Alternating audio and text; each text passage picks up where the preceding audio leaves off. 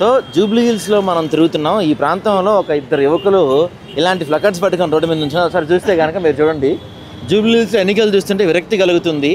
రాజకీయ నాయకుల మాటలు, రాజకీయ నాయకుల ప్రచారాలు, రాజకీయ నాయకుల ర్యాలీలు, రాజకీయ నాయకుల పరుగులు, ఒకరి మీద ఒకరు దుమ్మెత్తిపోయటం, గెలుపు కోసం చెప్పరాని విషయాలు, ఇవన్నీ చూస్తుంటే విరక్తి కలుగుతుంది. నోటాకి ఓటేయండి అని చెప్పి ఒకటి, ఓటు వేయకుండా ఇంట్లో కూర్చునేవారు జూబ్లీ హిల్స్ నియోజకవర్గంలో ఉండే అర్హత లేదని చెప్పి వీళ్ళు ఒక 2 రకాల ఫ్లకర్స్ పట్టుకొని ప్రచారం చేస్తున్నారు. నిజంగా చెప్పాలంటే చాలా వినూత్నమైన ప్రచారం చేస్తున్నారు. ఎందుకంటే చాలా ఒక్కొక్కరిని కూడా మీరు గమనిస్తే విరక్తి కలుగుతుంది. నిజంగానే సాధ్యంగానే ఆ హామీలు, ఇంకా పీజీఆర్ స్టాచ్యూ పెడతా అంటారు, అది పెడతా అంటారు, ఇది పెడతా అంటారు, ఎన్టీఆర్ స్టాచ్యూ పెడదామంటారు, ఇంకోళ్ళు ఏమో అవసరమైతే Jubilee hills outer ring road కూడా వేస్తామని చెప్పే అవకాశం కనిపిస్తుంది.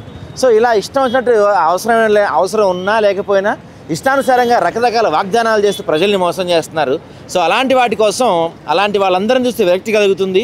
కాబట్టి నోటా కన్నా ఓటేయండి, అంతేగాని ఓటేయకుండా ఇంట్లో మాత్రం కూర్చోకండి. ఓటేయకుండా ఇంట్లో కూర్చుంటే కనీసం మీకు జూబ్లీ హిల్స్లో ఉండే హక్కు లేదు. వచ్చి ఓటేయండి, మీకు ఏ పార్టీ నచ్చకపోతే నోటాకి ఓటేయండి అని చెప్పి ఒక ఇద్దరు యువకులు వినూత్నంగా ప్రచారం చేస్తున్నారు. అసలు వాళ్ళతో మాట్లాడదాం, ఎందుకు ఇలాంటి ప్రచారం చేస్తున్నారు ఏంటి అంటే. సూరన్న మనకు తెలుసుగా మీ అందరికీ, మన యూట్యూబర్ సూరన్న. సో సూరన్నతో ఒకసారి మాట్లాడదాం. ఏంటి ఈ ప్రచారం, ఏంటి, ఎందుకు మీరు ఇలా చేస్తున్నారు అన్న? ముఖ్యంగా జూబ్లీ హిల్స్ నియోజకవర్గంలో కాంగ్రెస్ పార్టీ ఫెయిల్ అయింది, బీఆర్ఎస్ ఫెయిల్ అయింది, బీజేపీ ఫెయిల్ అయింది. దాదాపు నమ్ముతున్న 300 మంది ఎమ్మెల్యే క్యాండిడేట్లు వచ్చి ఇక్కడ ప్రచారం చేస్తాను. వాళ్ళ నియోజకవర్గంలో ఏం లేనట్టు సమస్యలు ఇక్కడ వచ్చి ఓటేయమని చెప్తాను. ఇది ఎంత నిజమన్నా చెప్పండి, ఎంతవరకు సమంజసం ఇది? ఇక్కడ ఏమో ప్రజలు ఇంత ప్రచారం చేసినా కూడా కనీసం 40% కూడా ఓటు బ్యాంక్ నమ్మేది కావట్లేదు. ఇక్కడ ఓటింగ్ శాతం 40% కూడా అయితే లేదు. మరి మిగతా వాళ్ళు గెలిచి ఏం ప్రయోజనం? వీళ్ళు గెలిచి ఏం ప్రయోజనం? వీళ్ళు ఓట్లు వేసి ఏం ప్రయోజనం? ఓట్లు వేయని వాళ్ళు ఖచ్చితంగా వీళ్ళని పాకిస్తాన్ అన్నా, లేకుంటే ఆఫ్ఘనిస్తాన్ అన్నా, లేకుంటే గాజా కన్నా, లేకుంటే వేరే దేశాల్లో పంపండి. ఇక్కడ ఫుడ్ తినాలి, ఇక్కడ బెడ్ మీద పడుకోవాలి, ఇక్కడ నీళ్లు తాగాలి, ఇక్కడ గాలి పీల్చుకోవాలి. కానీ ఇక్కడ నాయకులకు ఓట్లు వేయరు. ఓట్లు వేయని వాళ్ళ గురించి మాట్లాడుతున్నాను నేను. కనీసం మీరు నోటా కన్నా ఓటేస్తే చట్టసభల్లో మార్పు వస్తుంది. అంటే కొంతమంది రాజకీయ నాయకులు చెప్తున్నారు, మీరు వచ్చి నోటాకి ఓటేస్తే ఓటు దేనికి పనికి రాకుండా పోద్ది, మీరు మురిగిపోద్ది. ఒక ఇప్పుడు నోటాకి ఎక్కువ ఓట్లు పడుతున్న ఉపయోగం ఏంటి? ఉపయోగం లేదు. చెప్తాను, మరి వీళ్ళకేసి ఏం ప్రయోజనం అన్న? ఈ కాంగ్రెస్ వాళ్ళకేసి ఓటు వేసి ఏం ప్రయోజనం? ఇప్పుడు మొన్న అజరుద్దీన్ అనే వ్యక్తి మంత్రి పదవి ఇచ్చినా, ఎట్లా ఇచ్చినా? ఆయన ఎమ్మెల్యే గెలిచిందా, ఎంపీ గెలిచినా, డైరెక్ట్ మినిస్టర్ ఎట్లా ఇస్తాడన్నా? అంటే ఓట్ల కోసమే కదా, గెలవడం కోసమే కదా. ఇక్కడ కాంగ్రెస్ ఓడిపోతే రేవంత్ ఇజ్జత్ పోతుంది, దేశవ్యాప్తంగా ఇజ్జత్ పోతుంది. గెలిచిన 2 సంవత్సరాలు డేకట్లేదని నాకు అర్థమవుతుంది. బీఆర్ఎస్ గెలిచినాకో చూసినా వ్యతిరేకత స్టార్ట్ అయిందని మళ్ళీ ఇజ్జత్ పోతుంది.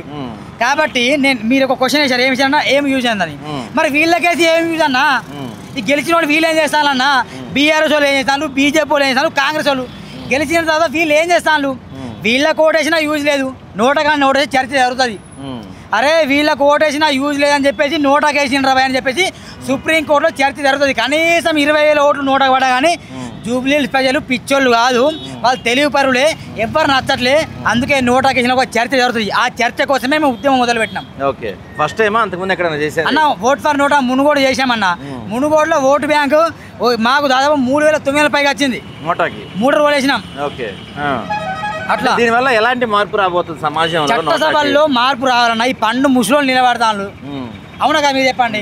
ఎలక్షన్లో కావచ్చు, మన పార్లమెంట్ ఎలక్షన్లో, అసెంబ్లీ ఎలక్షన్లో ప్రచారం చేశారు పండు ముసలోళ్ళు. వాళ్ళకి సరిగా మెట్లు దిగరని రాదు, వాళ్ళ ఎంట్రికలు తెల్లబడ్డాయి. వాళ్ళు వచ్చి ప్రచారం చేస్తాను ఎవరిని గెలిపిమని, రౌడీ షీటర్లను గెలిపిమని. బీఆర్ఎస్ నుండి ఒక రౌడీ షీటరు, కాంగ్రెస్ నుండి మరో రౌడీ షీటరు, బీజేపీ నుండి పత్తాకు లేని వ్యక్తి. వీళ్ళు చేసి ఎవరు ఉద్ధరిస్తారు? వీళ్ళ మార్పు అవుతుందా? కానీ చట్టసభల్లో యువత ఉన్నట్టు, కానీ మీరు చెప్తున్నట్టు మన యువకులంతా కూడా ఇన్స్టాగ్రామ్ లో రీల్స్ చూసుకుంటూ, సినిమా హీరోల కోసం ఫైటింగ్లు చేసుకుంటూ, నచ్చిన రాజకీయ నాయకుల కోసం కొట్టుకునే పనిలో ఉన్నారు. కానీ ఎవరు కూడా కనీసం చాలా మంది యూత్ కి ఈ రోజుల్లో అసలు నోటా ఒకటి ఉంటుందని కూడా తెలియదు అనుకుంటా. ఎలక్షన్ కమిషన్ ఆఫ్ ఇండియా చిత్తశుద్ధి ఉంటే ఇది ప్రచారం చేయాలి. మేము కాదన్నా, election commission of India election వచ్చిన ప్రతిసారి ఫ్లెక్సీలు పెడతారు ఓటు హక్కును వినియోగించుకోమని. వాళ్ళు ఓటుకు నోటు ఇచ్చే విషయంలో రూపుమాపడం ఫెయిల్ అయ్యిండు. నిజంగా ఎలక్షన్ కమిషన్ ఆఫ్ ఇండియా సూర్య ప్రశ్నించిన ఆదాప్తి ద్వారా ఓటుకు 500-1000 రూపాయలు ఇస్తాను వాళ్ళకి తెలియదా? 3 పార్టీలు కలిసి కనీసం 300 కోట్లు ఖర్చు పెడుతుందన్న. ఈ విషయం వాళ్ళకి తెలుసా? తెలుసు. దాని నుంచి మరి రూపుమాపట్లేదు. ఇక్కడ రాసిన గాడిద లీటర్ పాలు 1,500 రూపాయలు, ఈరోజు ఒక్క రోజు విలువ కూడా 1000 రూపాయలు లేదు ఓటర్ విలువ. వీళ్ళు ఓటర్లా బ్రోకర్లా మీరే చెప్పండి సమాధానం. వీళ్ళందరూ మీరు రీల్స్ చూస్తారు, మేము ఉద్యమం చేస్తున్నాం ఎందుకోసం? ఏ పార్టీకి జోకట్లేదు మేము. జోకుతారే సూరన్న వాళ్ళకేం తమ్ముడు వేండు, సురేష్ గొర్రెపల్లి వాళ్ళకేం తమ్ముడు వేండు చెప్తారు, మా మీద ప్రచారం చేస్తారు. అందుకే అవగాహన కల్పిస్తున్నాం. కనీసం మూరు మౌనంగా ఉండకండి, నోటగానే ఓటేయండి. మీ ఓటు ఎందుకు వృధా చేస్తాను? నోటకేసేది కౌంట్ అవుతుంది కదా, నోట చేస్తే కౌంట్ కాదని అనకన్నా counted. NOTA voted is counted, ఖచ్చితంగా కౌంట్ అవుతుంది. అరే నోటాకి ఇన్ని వచ్చని తెలుస్తుంది, చట్టసభల్లో మాట్లాడతారు, ఎందుకు నోటా వేసినా తెలుస్తుంది విషయం. తద్వారా మార్పు వచ్చే అవకాశాలు ఉంటాయి కదా, దానికోసం నోట ప్రచారం చేస్తున్నాం. అయితే మీరు చెప్తున్నట్టుగా ఇందాక నుంచి ఇదంతా జరుగుతుంది, కానీ ఇదంతా అన్ని పార్టీలకి తెలుసు, ఎలక్షన్ కమిషన్ కి తెలుసు, ప్రతి రాజకీయ నాయకుడు ఆచరణకు సాధ్యంగానే హామీలు ఇస్తున్నారని తెలుసు. ఎలక్షన్ ప్రక్రియ అంతా ఇప్పుడు ఉదాహరణకి మా ఆధార్ పత్రికలో రాసాం, ఎమ్మెల్యే బేర్ల ఐలయ్య అఫిడవిట్ లో తప్పుడు చూపించాడు, 250 ఎకరాలు ఆయనకు ఉందని చూపించాం. ఇలాంటివి మేము ప్రూఫ్లతో సహా మనలాంటి మీడియా వాళ్ళు చాలా మంది చూపిస్తున్నా సరే ఈసీ మౌనం వహిస్తుంది తప్ప ఏమీ పట్టించుకోవట్లేదు. ఇదంతా లోపకార కుప్పందన్న. ఈసీ వీళ్ళ ఎలక్షన్ టైం రావడము, అన్ని బండ్లు చెక్ చేయడము, అన్ని బండ్లు చెక్ చేస్తే మరి రేపు డబ్బులు ఎట్లా మాస్తారు? మరి ఎట్లా మిస్ అవుతుంది మరి డబ్బులు? లాజిక్ అన్న, ఇంతవరకు డబ్బులు పంచిన ఎలక్షన్ లేదు, డబ్బులు పంచిన ఎలక్షన్ లేదు. పోలీసు వాళ్ళు వస్తారు, సిఆర్పీ వాళ్ళు వస్తారు, ఆర్మీ వాళ్ళు వస్తారు, అందరూ వస్తారు, చెక్ చేస్తాను. మరి డబ్బులు ఎట్లా పోతాయి? పబ్లిక్ ఎట్లా ఇస్తాను? వీళ్ళు ఏం జరుగుతుంది? అంబులెన్స్ లో డబ్బులు పంపిస్తారు, ఎమ్మెల్యే కార్యాలయంలో డబ్బులు పంపిస్తారు, ఏదో నామకే వాస్తే చెకింగ్ చేస్తారు తప్ప వీళ్ళు ఏం చేయరన్న. అంత లోపకారు. సుప్రీంకోర్టులో జడ్జీలు సైతం కూడా వాళ్ళ ఇంట్లో కొన్ని 15,000 కోట్లు దొరికినాయి కాలబెట్టిన డబ్బును. తెలియదా? వ్యవస్థ మొత్తం దుర్వినియోగం తెలియదా?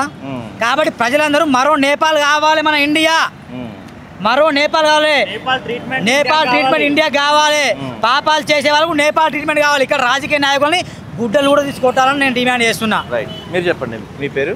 సురేష్. సో అంటే మీది బాగుంది, చక్కగా విరక్తి పుట్టినేసింది, మొత్తం అన్నీ చూస్తుంటే విరక్తి కలుగుతుంది, కాబట్టి దయచేసి నోటాకన్నా ఓటేద్దామని చెప్తున్నారు. అంతలా విరక్తి కలుగుతుంది. మనం దాదాపుగా కొన్ని సంవత్సరాలుగా చూస్తూనే ఉన్నాం, ఎటువంటి సాధ్యంగానే హామీలు ఇస్తున్నారు, ఇంటికో ఉద్యోగం అంటున్నారు, ఇంకా పోను సినిమాలో చూపించినట్టు మీకు హైదరాబాద్కి బీచ్కి తెస్తామని కూడా చెప్పి కూడా కొంతమంది హామీలు ఇస్తారేమో. ఇంత హామీలు ఇస్తున్నాయి. యాక్చువల్గా మనకి ఎలక్షన్ కమిషన్ రూల్స్లో ఉంది, సాధ్యంగానే హామీలు ఇవ్వద్దు, ప్రజల్ని మోసం చేయొద్దని. సాధ్యంగానే హామీలు ఇస్తే తర్వాత మనం కేసు పెట్టే అవకాశం కూడా ఉంది. ఇంత జరుగుతున్నా, ఇన్ని అవకాశాలు ఉన్నా కూడా ప్రజలు కేవలం చూస్తూ ఉండిపోతున్నారు. మీ యొక్క మూమెంట్ వల్ల ఏమన్నా మార్పు వచ్చే అవకాశం ఉంటుంది?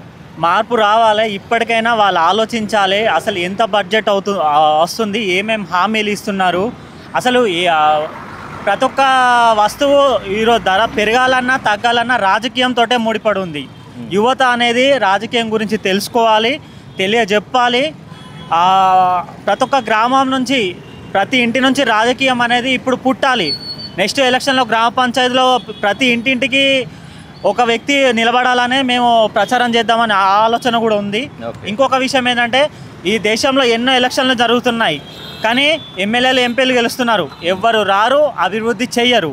అందుకనే మా కడుపు మండి ఏదన్నా మేము మోసపోయింది చాలు, మా పిల్లల భవిష్యత్తు అన్న బాగుపడాలని మేము ఓట్ ఫర్ నోటా కార్యక్రమాన్ని మేము చేపడుతున్నాం. ప్రజల ఓట్లతో పార్టీలు గెలుస్తున్నాయి, ప్రజల ఓట్లతో ప్రజలు గెలవట్లే. ఇది లాజిక్. ప్రజల ఓట్ల పార్టీ గెలుస్తాను, బీజేపీలు గెలుస్తాను, వాళ్ళు అభివృద్ధి చేస్తారు, కాంగ్రెస్ వాళ్ళు గెలుస్తాను, వాళ్ళు చేయట్లేదు, బీఆర్ఎస్ వాళ్ళు చేయట్లేదు. వాళ్ళ ఆస్తి ఎట్లా పెరిగినా? జనవాడ కేసీఆర్ ఫామ్ హౌస్ ఖరీదు ఇప్పుడు 300 కోట్లు. ఆయన ఎక్కడి డబ్బులు? కేటీఆర్ కొడుకు హిమాన్సు ₹1 కోటి చెక్ ఇస్తాడు, డబ్బులు ఎక్కడి? అయ్యే జాగిరా, కేటీఆర్ అయ్యే జాగిరా. వీళ్ళు ఇంకా దుమ్మెత్తి మాట్లాడతారు. కేటీఆర్ వచ్చి స్పీచ్ ఇస్తాడు జూబ్లీహిల్స్లో, మేము అభివృద్ధి చేస్తామని. తొక్క తోట కూడా కాదా, మా చెవిలో పూలు ఎత్తాను కేటీఆర్. అందుకే కేటీఆర్ మొన్న తిట్టా, అవులేగా కేటీఆర్ అని చెప్పిన, అందుకే బరాబర్ తిడతాం మేము. జనాల్ని పిచ్చి పూకోలు చేస్తాను వాళ్ళు.